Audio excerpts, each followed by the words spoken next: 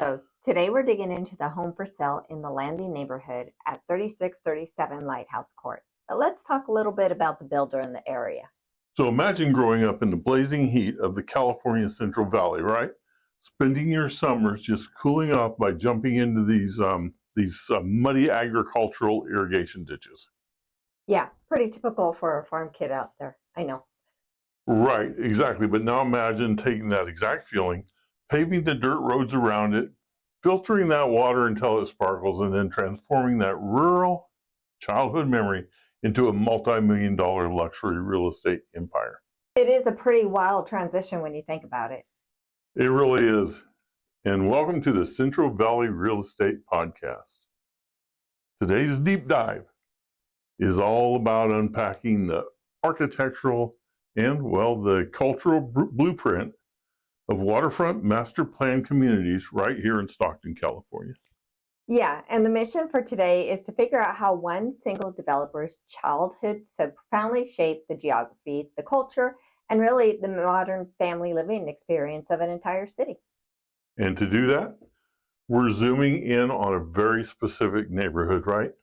The Landing. We're using that as our ultimate case study today. We are, yeah.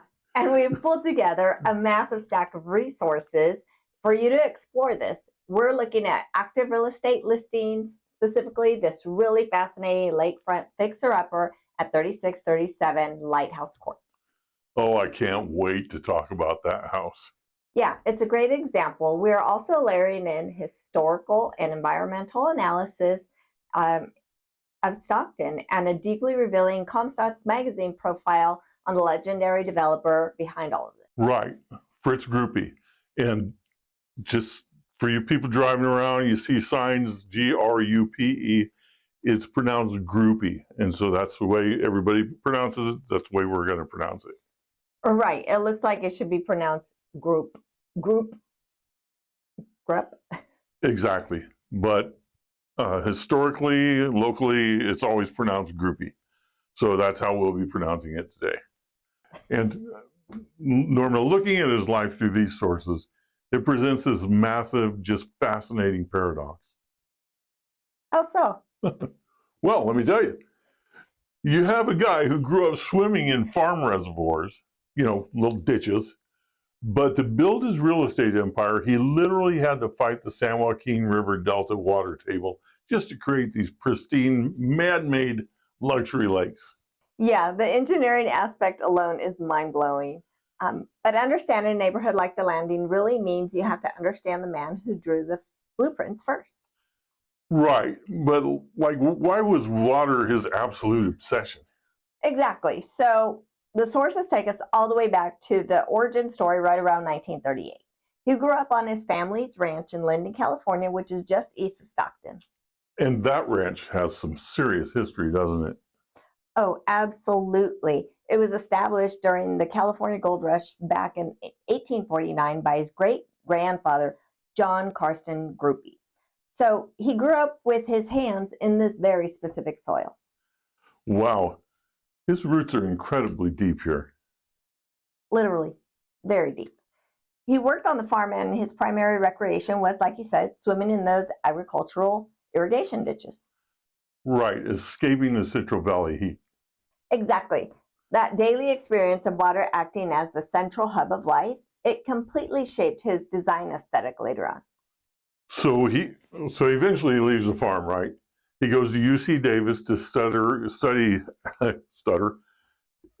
agricultural economics, and heads over to UC Berkeley. Yeah, and by the 1960s, he started getting into real estate.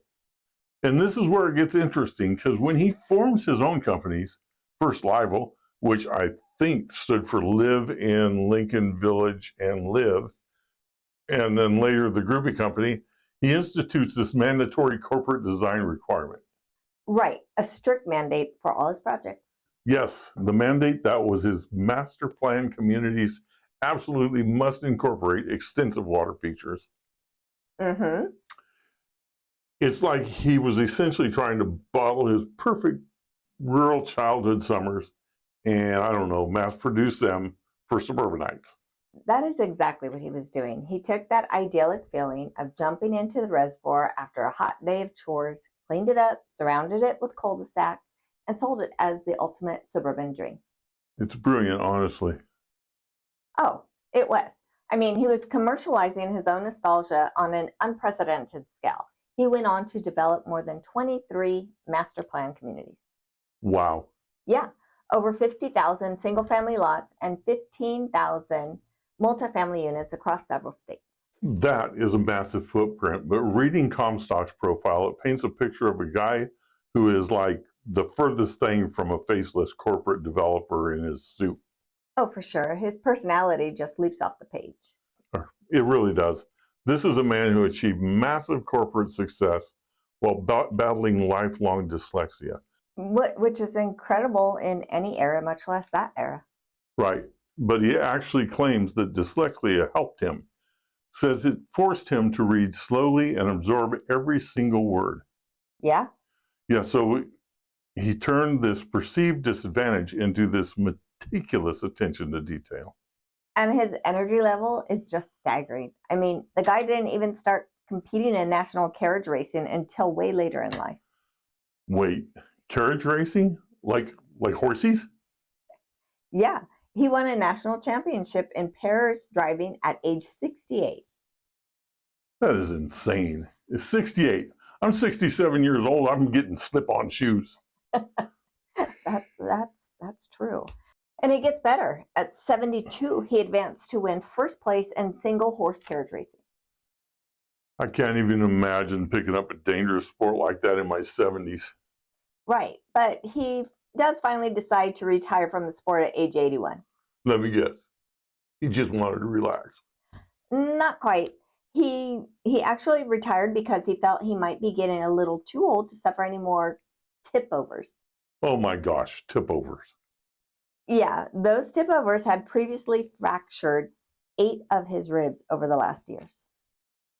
8 ribs. And he's like, yeah, maybe it's time to hang it up, you know? Exactly. And on top of all that, he is actively collecting Frederick Remington Western art, running cattle ranches, and simultaneously building these massive subdivisions. It's a very rugged, almost frontier mindset. Yeah. But applied to the modern urban development. And honestly, that rugged mindset was absolutely necessary for the physical creation of these subdivisions. Oh, because of the mud. Ah, the mud. Yes, the mud. Take the Landing, for example. Wanting a lake in your neighborhood is a beautiful concept for a marketing brochure. Sure. Right. It looks good on paper. But physically engineering a lake right next to the San Joaquin River Delta, that requires a borderline miracle of civil engineering. Because in the 1980s, when they started transitioning this, what was it? It was a 34.2 acre patch of agricultural land in northwest Stockton. Yep, 34.2 acres when they started turning that into the Landing. They were essentially trying to build a luxury neighborhood on top of a giant wet sponge. That is the perfect way to describe it. The groundwater table near the delta is extremely shallow. And the soil is just terrible for building, right? Awful. It's made of alluvial materials, which is sediment deposited by rivers over thousands of years. It's incredibly rich for farming, but it is terrible for laying concrete foundations. So you just dig a massive hole for a lake in the alluvial soil. What happens? The natural groundwater will immediately just seep in. It'll destabilize all the surrounding dirt and completely flood the homes you're trying to build. What a nightmare. So how do you even fix that? Well, the sources outline this incredibly labor-intensive multi-step process. The engineers first had to excavate these massive perimeter drainage channels around the entire 34-acre site. Like a moat. Kind of, yeah. The sole purpose of these trenches was to temporarily lower the local water table so they could actually access the building grade soil. Wow. So they pumped the water out, but even then, you are still left with thousands of tons of soaking wet delta mud. And this is the part that just blew my mind. When I was reading the environmental reports, they literally had to dry the dirt. Yeah, they did. I I want to pause on that because it's so crazy to think about. You can't just put a house on wet mud. No, you can't. So they excavated all this earth, spread it out across the site, and just let the California sun bake it. Yeah, like a mud pie. They had to constantly turn it over with heavy machinery to dry it out evenly. Just churning mud all day long, the logistics, the time, and the fuel required just to make the dirt usable. Mm-hmm. It's staggering to me. It really is. Though once they finally dried and compacted that soil, they used it to build massive 100-year flood berms and elevated the terraces. So they basically lifted the whole neighborhood. Exactly. They raised the entire elevation of the residential lots, lifting the future homes safely above the regional floodplains. Okay, so they have the dirt dry. They lift the homes up. Now what about the lake? Right. So only after the home sites were elevated and stabilized could they finally carve out the man-made lakes. And to prevent those lakes from interacting with the groundwater, they installed integrated clay lining systems. All right, and the physics of the clay lining, that's just brilliant. It's so smart. Because when clay gets wet, the particles actually swell up and lock together. It forms this completely watertight, impermeable barrier. Yeah, it acts like a giant bowl. Exactly. It keeps the engineered lake water from leaking down into the earth, and it stops the natural groundwater from pushing up into the lake. They built a completely controlled, closed-loop hydrological system. Completely reshaped the earth. They really did, but here's where I found myself questioning the narrative in the marketing materials a bit. Oh, what caught your eye? Well, the engineering reports proudly highlight that Grupe was a regional pioneer in installing completely underground electrical and cable TV utilities in these neighborhoods. Right. Buried the power lines. Yeah, and the brochures frame this as this brilliant, luxurious innovation. But reading between the lines, wasn't it purely an aesthetic choice? Well, if you're spending millions of dollars to dry dirt and engineer these pristine clay-lined lakes, you simply can't have ugly wooden telephone poles crisscrossing the sky and ruining the premium lake views for the buyers. Oh, absolutely. The aesthetics and premium property values were massive drivers for burying the power lines. I mean, unobstructed views are exactly what you're paying for on the water. Right, you don't want a wire in the middle of your sunset. Exactly. However, the environmental analysis reveal a dual purpose that goes far beyond pretty brochures. Burying the utilities was actually a critical structural safety innovation for this specific geography. Really, because of the weather patterns off the delta. Spot on. Building on the edge of the delta means you're subjecting the community to severe windstorm events, high velocity winds, and those heavy atmospheric rivers we get. Yeah, the wind out there can be brutal. Very. And when you have a highly elevated community surrounded by water and mature trees, overhead power lines are incredibly vulnerable to wind shear and falling branches. Ah, I see. So it wasn't just about the views. No, burying the electrical and cable infrastructure underground, they vastly improved the storm resilience and the entire neighborhood. When the delta winds howl and the neighboring areas lose power, the landing maintains its grid. Form and function working together to justify the price tag. I love that. Yeah, it's great planning. And speaking of the price tag, we really have to look at the real tangible example from our sources to see how this engineering holds up 40 years later. Yes, let's dive into the house. Let's put you, the listener, right inside the subject property. This 3637 Lighthouse Court is located right on the water. In the landing, it is an active real estate listing. It was built in 1986 and it currently priced at $459,000. Which is fascinating for a waterfront property and really a good deal. Yeah, in California, a waterfront property. Definitely. And it's a single story wood frame residence sitting at 1,863 square feet. And if you walk through the front door of this place, you immediately see how the architecture was designed to capitalize on the engineered lake we just talked about. Oh yeah, the layout totally directs your eye to the water. Right. You have these 1980s vaulted ceilings that give the whole house this airy, expansive feel. There's a family room anchored by a fireplace, a really spacious primary bedroom featuring a cedar-lined walk-in closet. Which is a nice retro touch. Very nice. And a sliding glass door that gives you a straight line view right out to the water. The structure itself is a great snapshot of the era, but honestly, the true value of this specific listing is the land it sits on. The lot size is crazy. It is an absolute anomaly for a waterfront property in a master plan community. It is 10,380 square feet. That's nearly a quarter of an acre. Exactly. And to put that into perspective, the comparative market analysis in our sources shows that the typical lot on Lighthouse Drive is around 4,500 square feet. Yeah, so this specific property gives you more than double the standard breathing room. Double the space, yeah? But if you are a buyer walking this property today, you really have to confront the reality of its current condition. Yeah, it's not really a polished turnkey home. Not at all. The listing explicitly tells potential buyers to, quote, bring your to-built. Always a red flag or a great opportunity. Depends on how you look at it. True. And the expansive backyard, which steps down to a flagstone patio and eventually the water, is completely overrun with mature berry bushes and overgrown vegetation. I mean, it is a jungle back there. It is, but that overgrown yard is hiding immense investment potential for anyone willing to put in the sweat equity. Right, because if you hack your way through those berry bushes and finally get down to the water's edge, you are standing on the largest maintenance-free dock on the lake. Which is huge.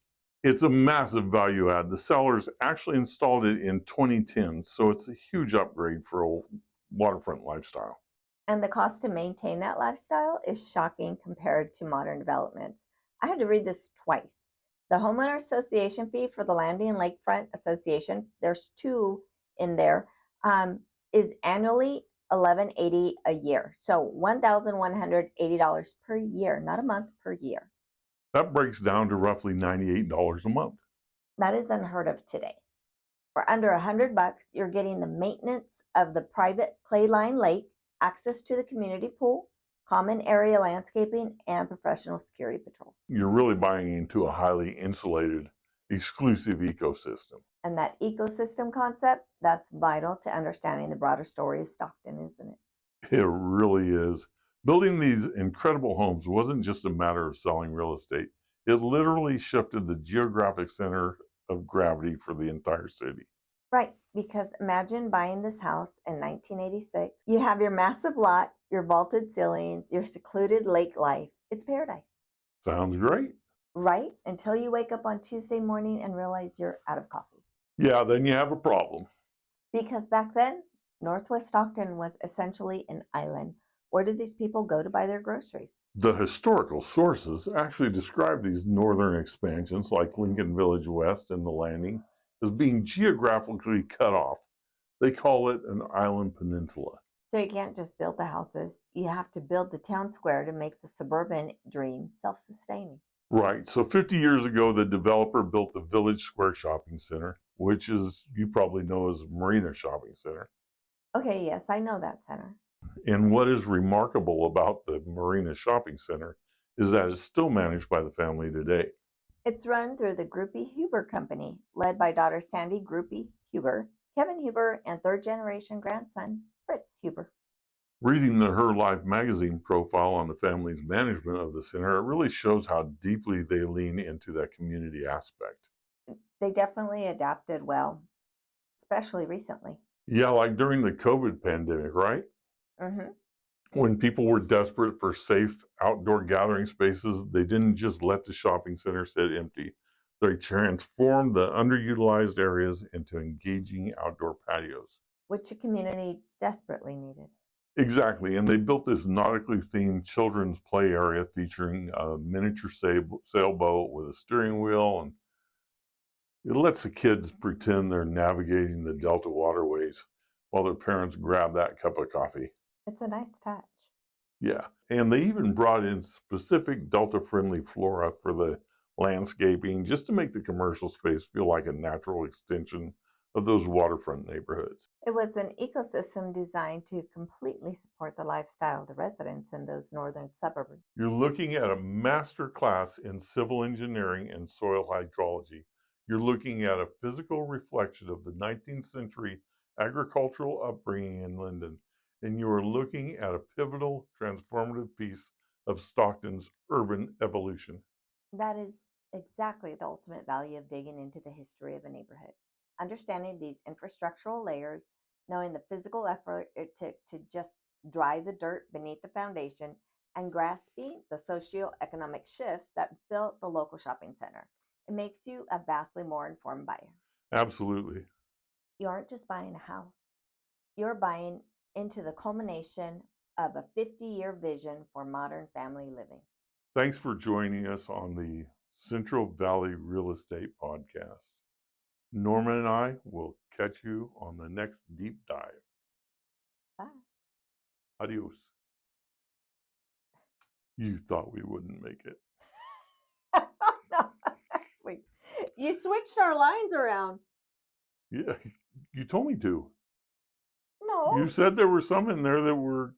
No, I meant like they didn't split correctly. Yeah. Yeah, And but no, you totally switched us. Yesterday I was this one. Today I was this one. don't get caught in the past. Yesterday I was bold. Today I'm not.